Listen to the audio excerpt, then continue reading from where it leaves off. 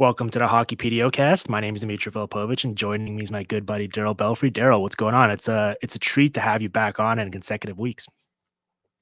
Yeah, I look forward to it when we did the last couple. I'm starting to build this into my weekly thing. I get looking forward to, so it's great.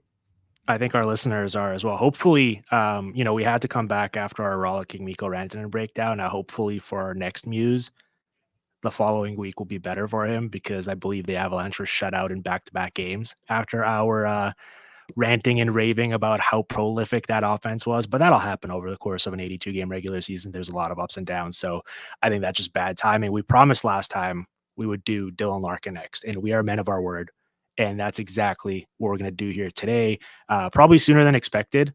I kind of planned in my schedule. I was like, all right, every couple weeks, I want to make sure we get into a rhythm with these. But while Larkin and the Wings are hot, I know they lost the past couple of games, but they're still producing and he's off to a fantastic start. And while we're hot, while people are still loving these shows we're doing together, I thought we just had to get back at it, keep the momentum going. So we're going to do Dylan Larkin today. Where do you want to start this conversation? Because I think they've played 9 games so far and it's been an extension of a lot of the stuff he showed last year. I think the talent around him is better. So it's kind of putting all of that maybe into more focus than it was allowed to previously. But I'll give you the floor here to segue us into whatever individual skills Larkin's been putting on tape that you want to discuss.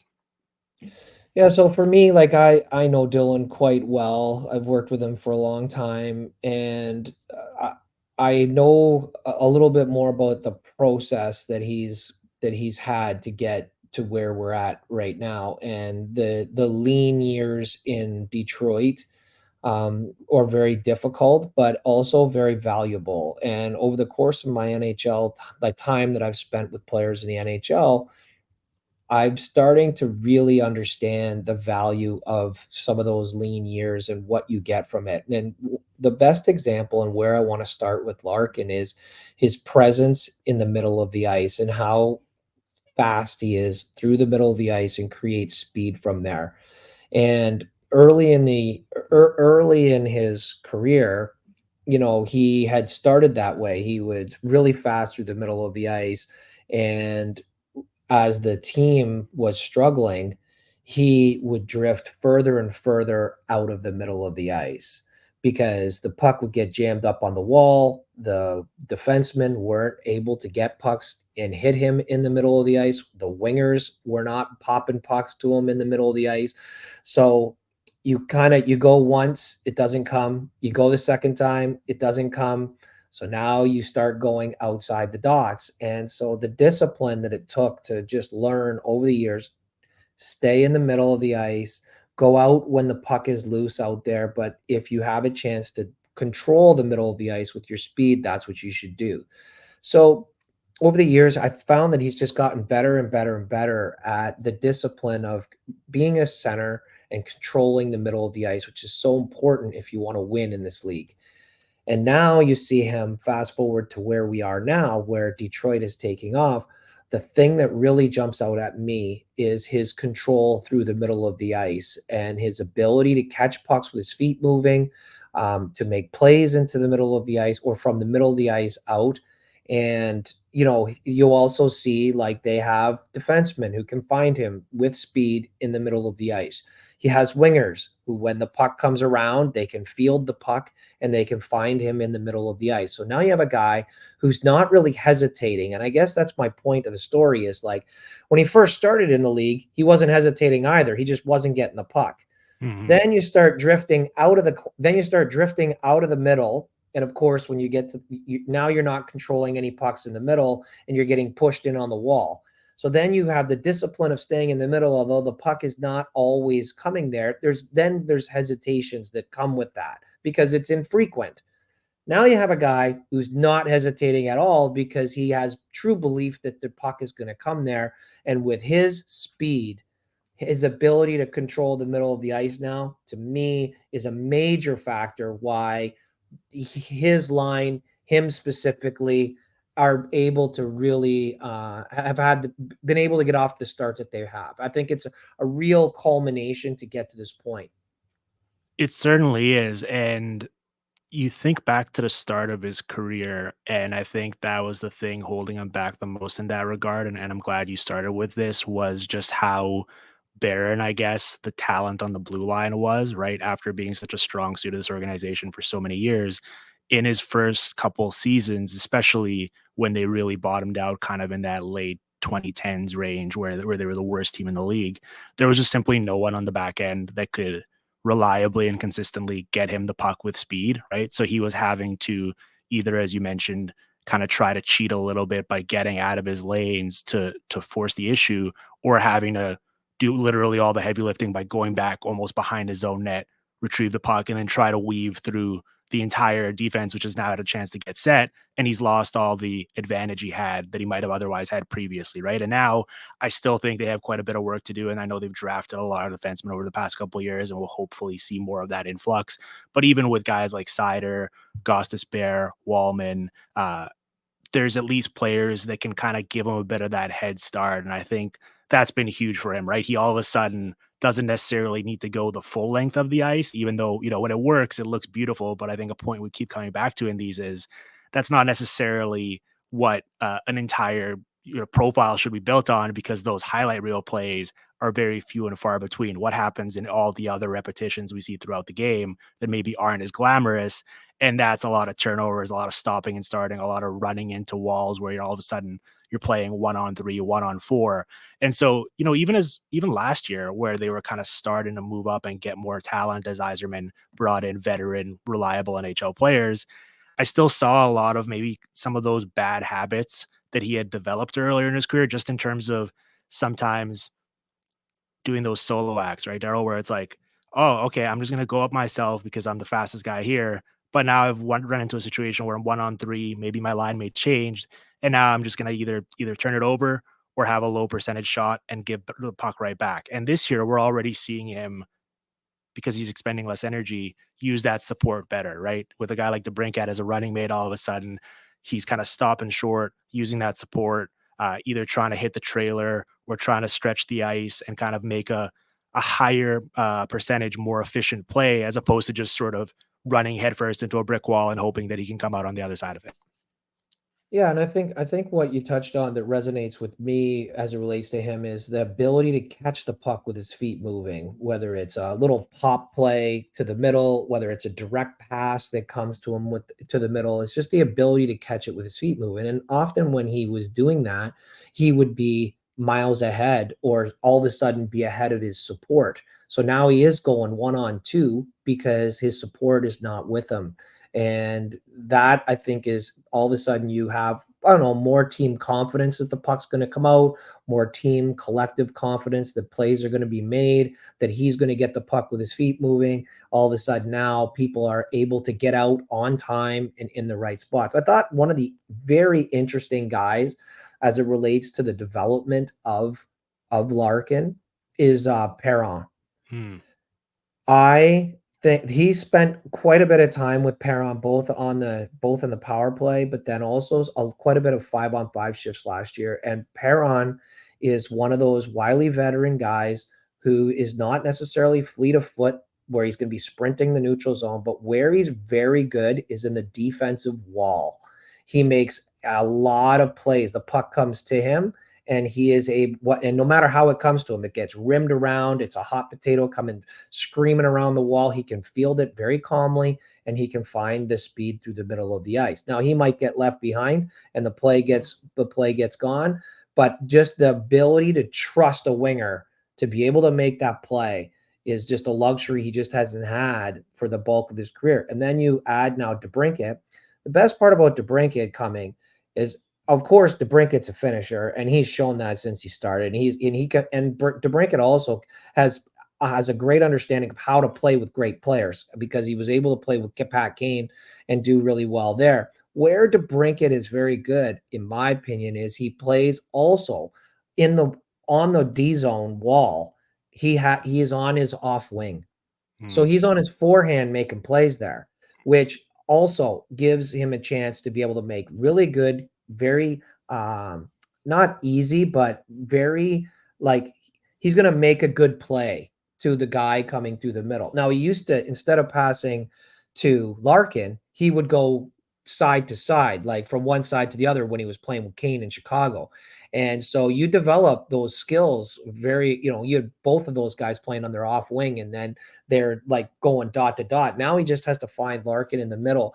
And I think that those things have come on. And then Raymond has, I think, really come a long way in his, because it's the hardest thing to do as a winger, particularly like Raymond's not really a big guy. And now he's got to make plays on the D zone wall and be able to make those plays. And now you have D that are giving him more direct passes. The puck is less on the wall. When it does get on the wall, guys are more reliable. There's less hesitation with Larkin. He's able to make plays with his feet moving, where he can catch pucks with his feet moving. The people on the ice trust that that play is going to be made, so they continue and they do their route as they're supposed to be. This is like a perfect storm that starts to come in, and a great reason why these guys have taken off the way they are. Now, if you want to change, let me know when you want to change topics, because I think that there's also a parallel with that, what we just talked about with the Wings power play. And when we get to that, remind me and I'll go through that diatribe. Well, I mean, I initially expected that we would start with the Wings power play, and that would probably carry us through at least 2/3 of this show. So I'm glad we're at least getting to some other stuff early just to leave ourselves room for that later. But while we're on this topic, and we will move on to that in a second, I have gotten a lot of questions about Raymond, right? Because obviously, as a high draft pick with a ton of pedigree, he comes in. His first impression in the league was phenomenal in his rookie year. He had a bit of a sophomore slump or a bit of a rougher go of it last year. And since I think game 2 or whatever, right, they put him up there with Larkin and DeBrincat, and it's a bit of a tricky transition for a young player like him because, as you mentioned, it's you run the risk of almost getting stuck as a tweener because you're not necessarily sure how you're gonna contribute or what your bread and butter is gonna be because while it's phenomenal that he profiles as kind of a dual threat player, right, where he's got the option of the shot, but also I think he likes to be a playmaker, all of a sudden, if you're not elite or really, really adept at one of those, you get kind of caught trying to figure out what you're going to do. And where I think he's really done a phenomenal job this year, and that line as a whole, like to brink at as well, throughout his career, hasn't gotten enough respect for his ability as a forechecker, right? As an undersized player who's not necessarily a burner, but he's smart. He knows where the puck's going to be, and he's pretty quick to anticipate and jump those plays. All of a sudden, those three guys with Larkin's natural blazing speed are causing a ton of disruption, a ton of turnovers, and I think that's where you kind of you want to manufacture extra offensive zone touches. Well, that's certainly one way to do so for those guys. And all of a sudden, you can build and layer these positive sequences now where, yeah, if the initial rush doesn't necessarily work, it doesn't mean the shift was a bust for you because all of a sudden you get back, you put your work boots on, and you stay and you still get opportunities 40, 50 seconds down the line. And that line has done a really good job, I think, as forechecker. So I kind of wanted to outline that and also talk a little bit about Raymond because I've gotten a lot of questions about kind of how he fits with those guys, right? Because we everyone's talking about Larkin and DeBrincat and how good they've been together, and the fact that Detroit brought in DeBrincat with this express purpose. But I didn't want Raymond to kind of get lost in that shuffle because he's obviously a big part of that sort of trifecta. Yeah, I think I really like Raymond. I think he's got an extremely skilled stick. He's very good with the puck. He makes a lot of plays. He's very slippery with the plays that he can make. He can shoot the puck. He can shoot it off the pass. He can beat people one on one. Where I found that he needed to get better is, one, there's a ton of plays that have to be made on the wall. And there's a lot of physical contact on a wall. Like I said, in the defensive zone is the first place where it really shows up. And if you can't make plays there, it's going to cause problems, because all it does is that it causes you to spend more time in the defensive zone, and now you're not getting out. So that's number one. The defensive zone wall, I think, is a maturity aspect for many young players as they come into the league, regardless of how well they start offensively. That area is going to pop up, and you will need to figure that out. So that's one. The second part is, the more time you spend in the offensive zone, the closer plays get to the net, the more things are going to get physical on the back wall, and being able to not only make plays from the back wall, but also try to find higher percentage plays, which means you got to stay in motion, fight through traffic, fight through checks. You're going to also need to reload to keep pucks in and hunt the puck. I didn't always find that Raymond was as good in those areas of getting pucks back, being maybe harder to hold on to the puck. Like there's a whole puck protection piece that, regardless of how big you are, you're going to need to be able to do that. And I found that he was maybe a little too easy to get pushed off the puck at times and kill offensive sequences prematurely before they really got started. And so I think that's part of the maturing process. And I think whether it's you call it like a sophomore slump, I think it's just in general, a young, skilled player with a great stick like him who comes in the league and kind of lights it on fire a little bit to start. These things are going to pop up. Like Mhm. eventually you will have to pay the piper. You will have to learn to make plays in the defensive zone. You're going to have to do that. You're going to have to be able to handle a pinch. You're going to be able to have to make plays on your backhand. You're going to have to be able to take contact in those areas. In the offensive zone, you'll also have to figure out the back wall, playing through traffic, reloading, winning pucks back, tracking hard to go get pucks back. All those things all have to happen. Otherwise, eventually, like, you just don't get the puck enough. And that was one of the things I questioned as he was making his way through the last 2 years was, is Raymond a guy that just needs the puck on his stick and feel that rhythm? He's always been a great player, always been counted on offensively. There were times where I wondered if he was getting the puck enough. And there's times I wonder in what goes on here in Detroit right now. I wonder if he gets the puck enough to stay in Mm. rhythm. And that is a real thing. Getting the puck in rhythm, pucks off the pass at at a reasonably high frequency, keeps a player in rhythm. And to the point in which they get infrequent puck touches, it takes their stick and puts it out of rhythm. So now they're not quite as on time. You see little hesitations in their game. They bobble some pucks that they never would have done. They whiff on shots. These are indicators that the player is slightly out of rhythm. And so you wonder sometimes when you play with, like, the good news is you're playing with two great players who are scorching the league. The bad news is those two players have the puck a lot, and you have D on your team that like to have the puck a lot. So you got to find your way of figuring out the rhythm of the game of how you can get the puck. And I think, that's part of the learning process in Detroit with some of these young players that they have that are exciting, like a Raymond, is figuring out, like, where do I fit and how can I get the puck frequently? What's that going to look like? And part of it's learning how to play with some of these guys and what their tendencies are, and then figuring out how to marry that with you. But then also you got to put your work boots on. You got to put your, like, there really isn't a substitute for that. And that might be part of the maturing process that we're seeing a little bit with Raymond as he learns how to contribute to this line. Because I don't discount his value on this line. I think he's doing a great job. I still think that there's room to grow where he can also pop and be even more important. But I do see a major growth in his game the last in this year versus what we saw particularly last year. I think that's a really good point, and I love that concept of kind of trying to find ways to manufacture additional puck touches, especially for younger players. And it can be a tricky balance, right? Because in the case of a guy like Raymond here, not only are you playing with puck dominant players, but you're playing on a team. They're better now, certainly, but wouldn't exactly classify them as one of the better puck possession teams in the league. And if you're spending a bunch of your time all of a sudden in the defensive zone or chasing the play and you don't get the benefit of those long offensive zone sequences, then how do you sort of step out of the the scheme or what have you to manufacture those touches? I know that in your work with a guy like Nathan McKinnon, you've talked a lot about how utilizing that sort of within the team concept, that high third man, and finding ways to get him easier puck touches like that paid massive dividends for him and both the team.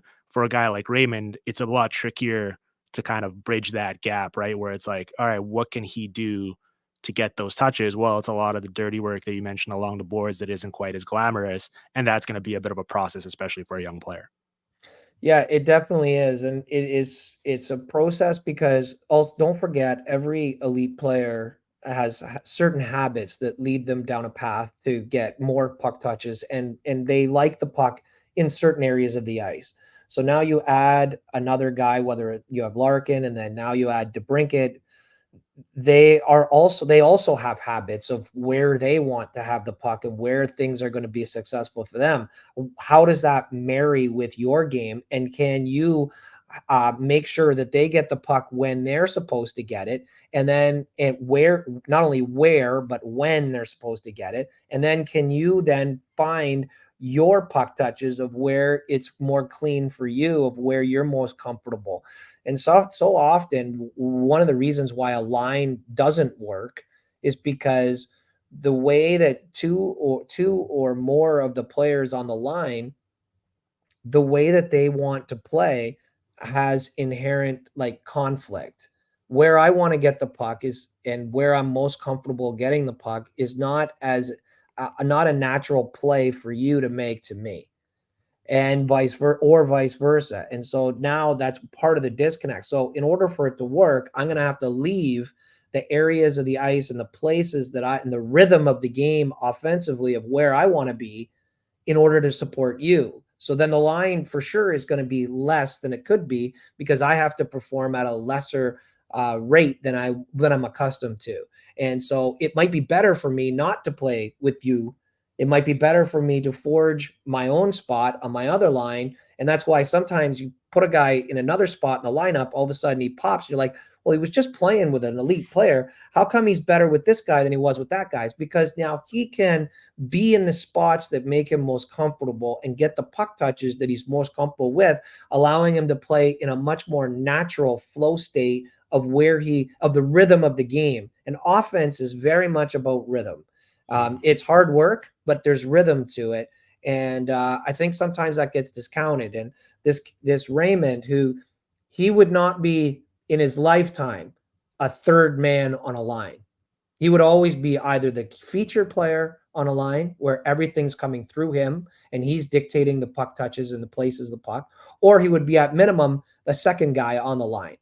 Now you could have a very good argument that he is the third guy on the line. So it's up to him to figure out how to contribute. That's part of the process. And then you got to do that when you're under 20, what is he, 22, 23 years Mm-hmm. old? Yep. Like you got to figure that out. And there's not a lot of places you're going to go where people are going to tell you what to do. You have to figure a lot of that stuff out on your own or work through it on the line. So it's not an easy process. And that's why I'm really happy to see the way that he's playing, because I think he is starting to figure some things out and really expand the areas of the ice that he can be more effective. Mm. Okay, let's get into this power play. I really want to hammer down on this with you because obviously it's been wildly effective so far. They're second in the league in power play efficiency behind just the New Jersey Devils. I mean, they're scoring at this point nearly 16 goals per hour of time with a man advantage, which is just preposterous. And Larkin helps facilitate a lot of that, right? The term you like to use is man in the middle, and he's right up there for my money with a guy like Braden Point as the best in the league at that. Now they do it in different ways, and we're gonna watch some clips here. And I know a lot of people listen to this on the radio and on the podcast, and that's great. If you prefer to consume this that way, uh, more power to you. Thank you for listening. But if you have the time, I highly recommend searching out this particular section on YouTube so you can watch along the clips with us because you really need to visualize what Larkin is doing here and how he does it. It's really beautiful. For me, it's very rhythmic. He works the middle so well and kind of hits all of the checkpoints. And that's something that hasn't necessarily, he certainly didn't come into the league with that skill. That's something I imagine he's worked on quite a bit to ramp up to this point. And it's good to see that the production's followed because last year he was 10th in the league with 16 power play goals. I believe he'd had less than 30 power play goals total for his career in his 7 NHL seasons prior to that. He's already got, I believe, 3 so far this year. I wouldn't be surprised at all with how this power play is performing to see him flirt with that 15-ish power play goal range again. And the way he does it and what he means to this group is really fun to watch. And I think that's an important part of this conversation for us. So what I think is fascinating about Larkin as the man in the middle and the reason why I have him really high, I also think he's in that point conversation as the best man in the middle in the NHL. And I think what separates him from everyone is you could argue on this Detroit power play that he is actually the quarterback of the power Mhm. play from the man in the middle spot, which is extremely rare. It's very like everything seems to come right through him. He is also perpetually open. His footwork is masterful in this area of the ice. And the way he stays open, he keeps his stick open, his footwork in how he stays, keeps his feet in a great spot where he could shoot or he could pass. A lot of pucks come through him and he's able to distribute from that area. But to have like a quarterback where everything's coming through him and he's making a lot of the decisions from that area of the ice is extremely rare. And then he'll rotate not only from that position, he'll end up also net front and then fade off to his off wing side on the down on the goal line, and he can make plays from there. When he started earlier in his career, he was where you would expect a highly skilled offensive shooter to be, which is on that flank, Mhm. either a strong side downhill flank or on the off wing flank. And I think, and this is where I think it's interesting of being on teams that struggle early as a young player is that you do have to figure things out because things just don't come the same way as if you're on a well-oiled machine playoff team where things are just a little bit easier. You play with better players, you play in a scheme that fits, and everything kind of works. When you're on a team that's a non-playoff team, like for a long time, you have to start finding other solutions and you might have to think outside the box a little bit. So to take a guy like Larkin, and then last year he went pretty much full time into this man in the middle spot, I think is quite interesting because it is a little counterintuitive to take a shooter like that because Larkin's no joke as a shooter. He can Mhm. shoot the puck. So it's very easy to be like, you know what, like, can we really afford to have a guy like Larkin outside the middle? And this is last year before they had DeBrincat come in, who is an obvious shooter on the flank. And Gostisbehere. And Gostisbehere, who he's also been off to a great start in that regard. So this whole thing with Larkin and being in the middle and the way in which he operates and how he creates from the middle through his movement is and creates passing lanes for the people on the flank or the guy at the bottom. One of my favorite plays that they have is when they go down and in. So they'll go to the guy in the flank. The guy in the flank looks like he might want to shoot. The guy at the net pops over to the goal line. The guy in the flank will send it down to the goal line. Larkin, who was relatively high in the man in the middle spot, starts coming downhill on the net, and the pass goes down and right up into him, and he can one time it in that area. That is a huge area. The other one that I really like that they do is they'll go over and in. So they'll start on Mm. one side, they'll go over to the other side and then pop it in, but he's already turning into that puck in the middle. The other thing that I think is very interesting in this Detroit power play, which is very similar to the Tampa power play, in that they like their guys to be pretty close to the same spots. So they're not a team that will rotate their guys in and out of those positions, which kind of is like the new power play in the NHL for the last couple of years, is that you have these spots, this 1-3-1, and you have the spots, but those spots are all interchangeable. People are moving in and out of those spots often. And you'll see even with Colorado when they were flying with their power play, excuse me, and McKinnon was on his off wing side shooting from there, you would see him move. Mm. He would move, he would rotate, guys would move. But this Detroit power play, you'll see Larkin there in the man in the middle spot. You'll also see him on the goal line. But I would be remiss if I didn't tell you what I thought was the most impressive part about what I think about with this Detroit power play. And that is, if you go back to last year when they were, I think they were bottom third in the league on the power play in terms of overall percentage. But they were doing interesting things last year. And one of the interesting things that they were doing was they were scoring or threatening the net a high percentage of time in the first 20 seconds of the actual power play. So if you go back even this year and last year, you go through their power play goals, there is a high percentage of goals scored very early in the power play. And if they don't score, the puck is coming to the net. They're threatening the net very early. And they started doing that last year, and it really caught my eye. And now And they were scoring with it, but obviously not at the rate in which they're scoring now. But to threaten that early in the power play is also something that's a little different. Most of the time, you see power plays, they get in, they win the draw, everyone rotates into their position. There's a few plays that are made, then they start rotating and moving, and there's this whole like chess match that occurs, and then finally they start looking to create a shot. That's not this team. This team is face off, bang, maybe one pass, maybe two passes, the puck's already on the net. And I love that. I Mm, think that that's it's a unique part of their power play. And they score a large percentage of their power play goals on those. Either if it's not early in the power play, it's very early in a face off. So that's the other piece. It's like face off win, and then 1 to 2 passes later, the puck's already delivered on net. I find that to be a really interesting wrinkle to this particular power play. And like I said, I think it started last year, and I thought, geez, that's got a lot of potential. And sure enough, like this year, it's really started to take over, and it is something to watch with them. I love that. And another distinction this year for them is, you get both DeBrincat and Gosper, and the reason why I mentioned him there is all of a sudden you're armed now with two one-time options on both of those flanks, right? And we've seen that in terms of that quick hitting element of catching you off guard and quickly getting the puck to the net in a dangerous area is integral for that. And it's always stunning to me when teams, for whatever reason, bog their power play down by not having that optionality. And in this case, I mean, part of what makes Larkin so good here is both the timing, but also the feel that he's gotten down to.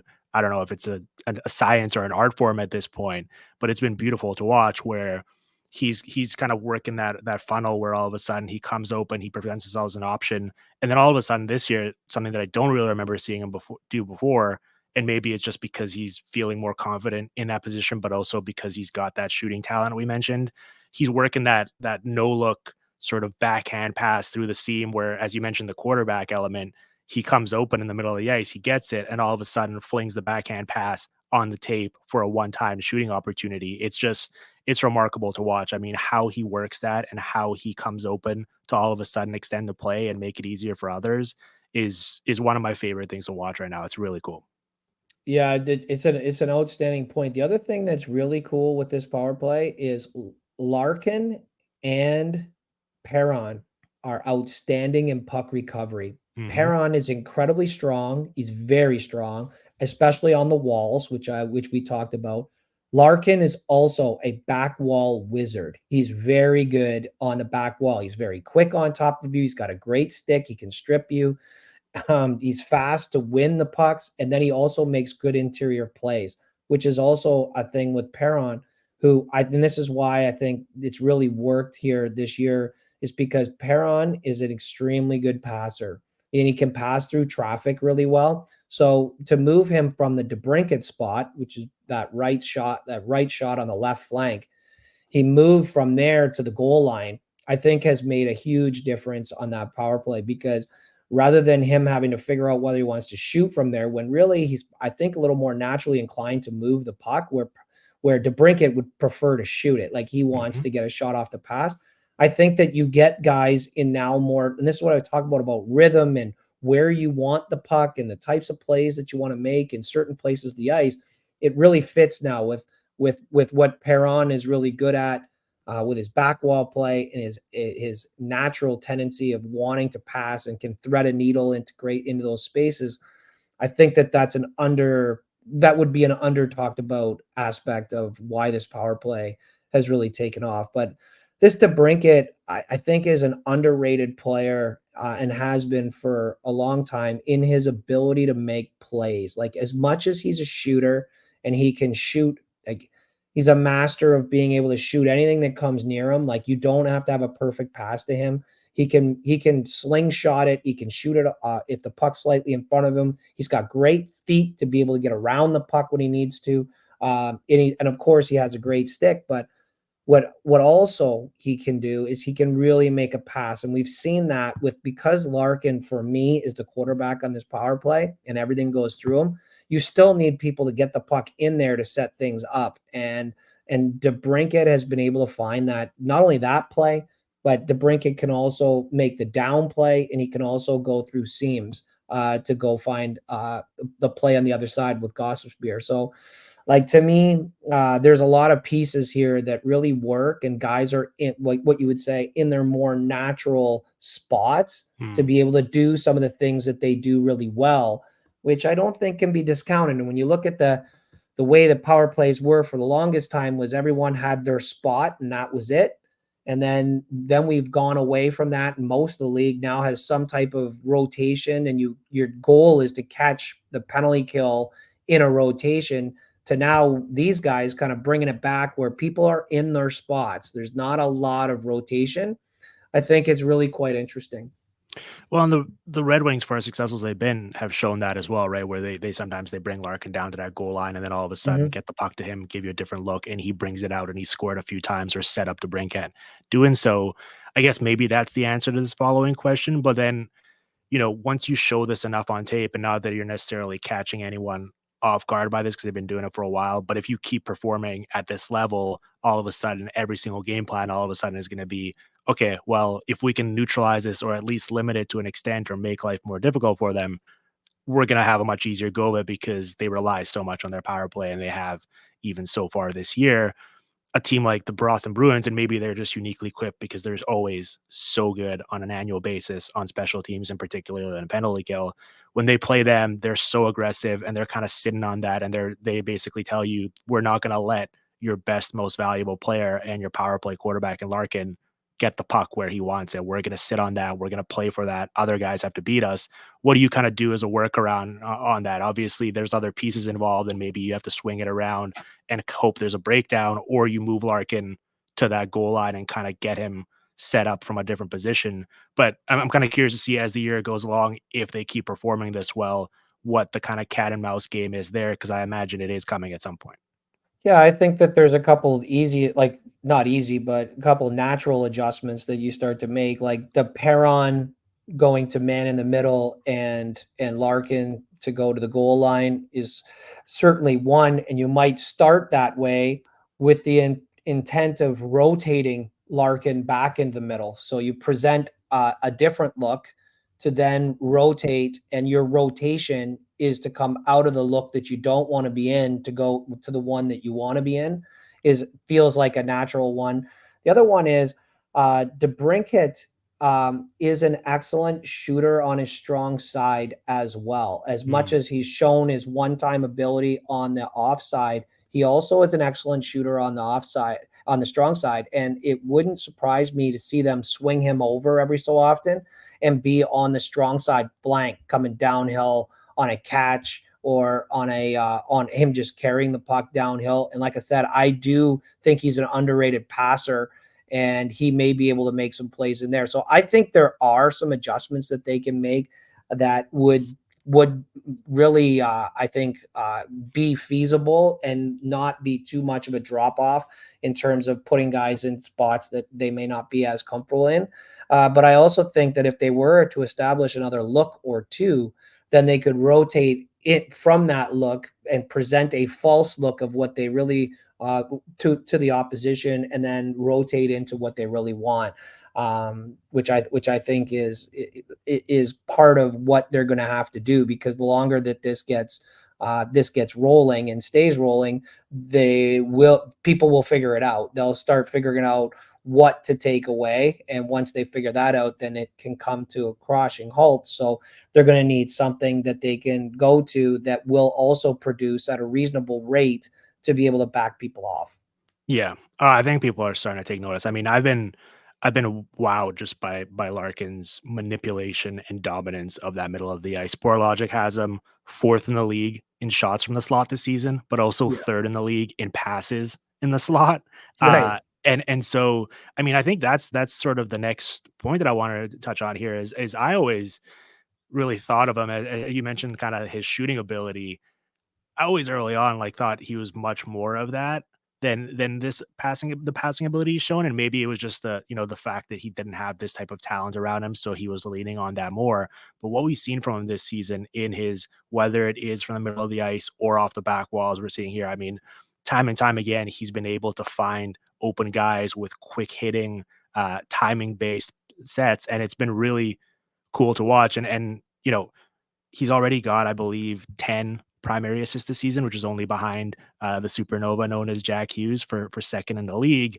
Mhm. His personal career high previously was 26 or something, and he's got 10 in 9 games now. Everything's going in for them when he's on the ice. I'm not necessarily expecting him to keep chugging along at a primary assist per game pace or even better than that, but it's clear that he's going to set a new career high doing so. And maybe it's as simple as just he's got better. Like, he's passing to the Brinket. He's never really had a player like that to pass to before, and good things are going to happen and more goals are going to result. But I really do think like his passing from all over the offensive zone has really taken a massive step up this season. So in years previous, I felt like his best playmaking in the offensive zone was actually off the half wall. Hmm. He was a pretty good passer off the half wall. The difference this year is a lot of his plays are on the back wall. And Yep. if you notice, on the back wall, the trick to the back wall is movement. You got to be in movement. If the puck gets stopped in any way, it's going to be very difficult to make any interior passes off the back wall, anything that's going to be threatening. And in actual fact, if the puck gets stopped, the odds of your team keeping the puck is going to be really low. Like, it's just once the puck gets stopped, especially on the back wall, that is usually advantage for the defensive team who's looking to break out. So what you notice with Larkin is there's a couple aspects to it. One, there's a lot more side change using the back wall that allows him to skate on the first touch, either with the puck or into the puck. That is a massive thing. So, like, we're just watching the plays now on the video that you have, and they're great examples because there is a lot of these plays are precipitated by a side change, or the side change is being utilized as part of the back wall play that allows him to skate on the touch. And Mhm. that's a major part of being able to find passing lanes. So if the side change is so important because you have most teams are playing some type of a shrink style defending when the puck is in the corner or on one side. So you have the tension of that group on one side, and then now you switch sides. They have to rotate, and if you use the back wall to rotate and you can skate on a touch as they're rotating, because you're skating on the touch, the passing lane continues to maintain or in actual fact can elongate. And so now the amount of space that defender really has to cover in order to defend the passing lane is significantly higher. Now, why that's important is when a person is skating on a touch and they're elongating the passing lane, it all of a sudden DeBrincat has a half to a full second more time to adjust his feet, to adjust his route, to get in the space that he wants to be in. So now when he gets the puck, he's ready to go. When it happens so fast, where you don't get the side change, you don't have people being able to get in rhythm and in timing because it's too quickly, or the puck carrier is forced to make a play before he wants to make a play. That's why skating on that touch on the side change is so critical. You don't have to go with the puck. You can come back into the puck. That's not an issue. It's the fact that you're still in motion. And I think Mhm. that's what really matters. And we're seeing that a lot with this line. Now, the hard part too is if you were playing on a team that wasn't going to make the playoffs, that means you're probably spending a ton of time in the defensive zone. If you got a puck touch on the back wall, would you be inclined to throw a puck into the middle of the ice? And no, because you're No. not playing with people who can score from those areas. So the highest probability of that play is actually a breakout for the opponent. So now you're behind the net, you're making a pass out, starting their breakout because the play either didn't connect or it did, but the person wasn't able to do much with it, or it gets blocked. Sure enough, now they're going down the other end. This is the process of of of learning to win and learning to be on a good team from when you were not initially. Larkin, who was not very good on a back wall or very proficient over the course of his last few years when Detroit was starting to kind of turn this, he was better on the half wall. Why was he making those plays from the half wall? Because it's easier for him to reload, get above people, and be in a better position to defend. So a lot of it is environment related in terms of the situation and the growth of the team. It impacts your star players, and that's what we're seeing with Larkin. And it's just so fascinating to see the conditions start to put him in places where he can show some of these other aspects that I've seen for the last few years as I've worked with him, but that he now has the right spots on the ice for these things to happen.